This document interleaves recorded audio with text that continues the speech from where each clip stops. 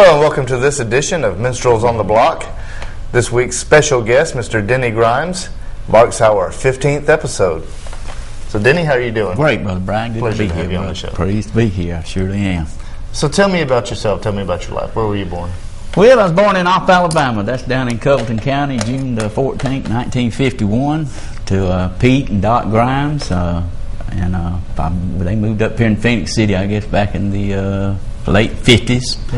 When my dad and them come up here and started a jewelry store and a bait shop business and stuff. And so we've been here. I've been here all my life since then. Used to go back, and visit during the summertime. Went down there and I'd work at my granddaddy's ice plant, Floyd Ice and Cold Storage down there in summers when I was about 13 to I guess about 17. Matter of fact, I went down there one summer specifically to make enough money so I could buy me a guitar and an amp. And I made $150 that summer, and I come back up here. It used to be Hume's Music Store over in Columbus, and bought me a Domino guitar and a Harmony amp for $150. And that's what got me started playing guitar and stuff. Me and my cousin and everything. I got 4 brothers and a sister, but none of them musically inclined, as to say. They like music, but none of them ever played anything or wanted to. But me and my cousin, after we saw the Beatles, everybody wanted to get on that bandwagon then, when we was 13, 14 years old. And so that's what got us started, wanting to play music and just something that we liked. I don't know why nobody else ever played, but just me and my cousin, the whole family, the Grimes family, that I wanted to play music and stuff. So that's how we got started. Me and him, we just sat around and exchanged chords. We didn't just get a book. It's not like today where you can buy all this stuff on TV and show you stuff. It was like we would just hit a wrong chord or buy a book, and he had a good ear for chords, and he would show me, and we'd learn songs and stuff. And so we just started playing. And I got up for a band right after high school. We had all these garage bands, before then. We never was making any money. First job we ever played was down here off Victory Drive at the old Naval Museum. Not museum, but reserve, where the reserve meet. Right there, as soon as you cross the bridge, made $50 that night. Me and him and a drummer, Bruce Skipper, who's long since passed away. And so... And then we'd play the YMCA. It used to be downtown in Columbus. We'd make $50 a night there. Of course, there was 4 of us in. That was about $10 a piece, $12.50. But we enjoyed. We really did enjoy playing, and played out at Fort Benning a lot, at the NCO Club, the Officers Club. Back in the early '70s. What songs were you playing at that time? Well, the name of our group was called Consolidated Rock. Our bass player. His daddy come up with that name. He'd hear us practicing because he'd hear us doing country and rock and pop, and so he said, "Man, y'all just got it all consolidated, so you ought to be Consolidated Rock." And that's what we was doing. We were playing all the dance songs of people heard on the radios, and that we'd play stuff like that. Grand Funk Railroad.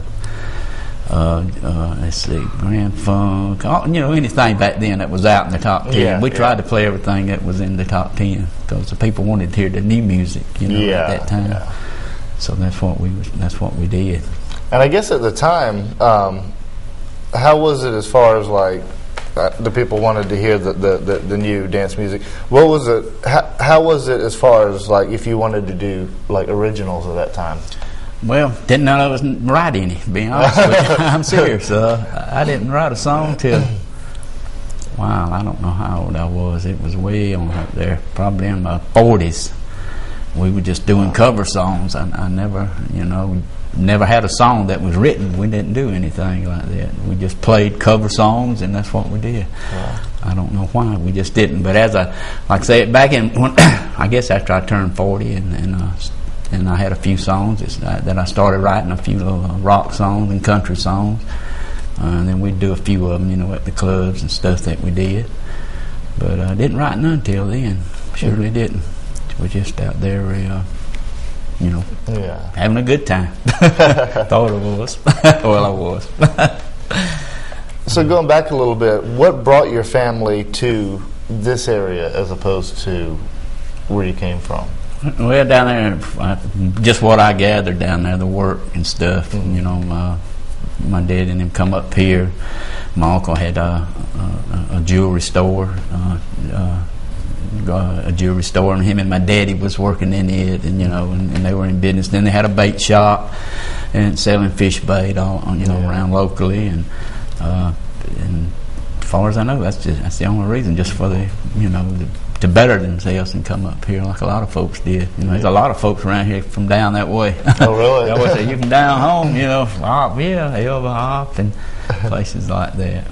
But like I say, we've been here ever since. And Yeah. Now, getting back to your music, have any crazy stories from all those gigs and clubs back in those days? Yeah. I'll be honest with you, Brian. after I got the Lord in my life, a lot of that stuff was gone. He took it away from me, and which I'm glad. But no, I know there were some, but it was not in my right as I was. As no war stories here, folks. Okay, now when did you swap over to gospel music? Well, it was. I got saved on June the 4th in the year 2000, 10 days shy of my 49th birthday. And like I say, I had just got through, did a long stint out there at the VFW on Old Auburn Road, 5228, if I remember correctly. And it was just got to a point, where everything just going awry. I'd done been out there too long, drinking and all the stuff that goes with the being in a band in a nightclub. Now everybody don't do that, but unfortunately I did. Everybody I hung around did. Drink, and smoking marijuana, and just things the other night of the club scene. That's just the way it was for me. And then after I got saved, I needed the Lord in my life, and He started giving me these songs, and so I started singing gospel songs and writing them, and they just seemed like they just come natural, where I never could write before, and doing everybody else. The floodgates were open. Right, and I can, I've had some come when I was just driving down the road. I've had some come when I was just out in the yard, or cutting the grass, and I'll write down a line or two, and a little bit later, another line or two, and then, sometimes I was able to get a whole song.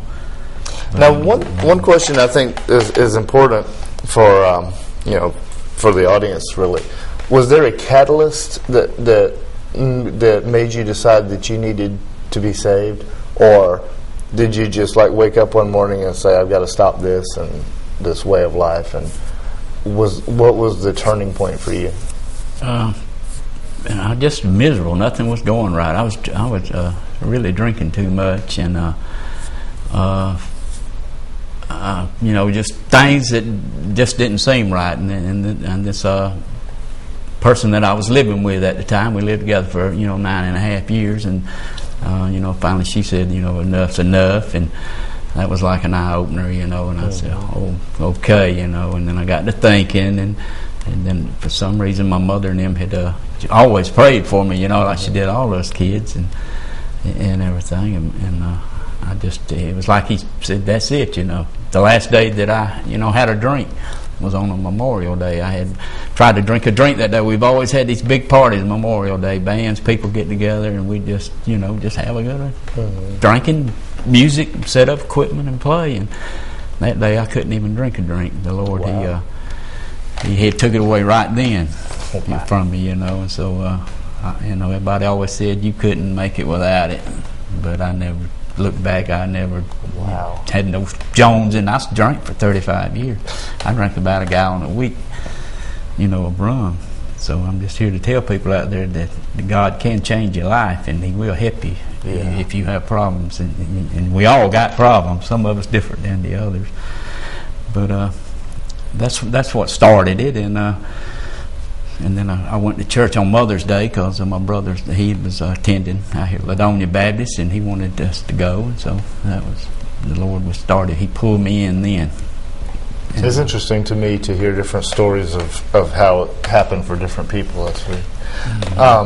going into the next section, we'll be talking about this, but show us this real quick, the news clippings and for the next section, and we'll discuss it then. But what are these? These are part of my testimony, Brother Brian, that I use. Like in the Columbus Ledger, had done a couple of articles on me. This was in 1982. And it read, "Broken Hearted, he's a perfect country singer."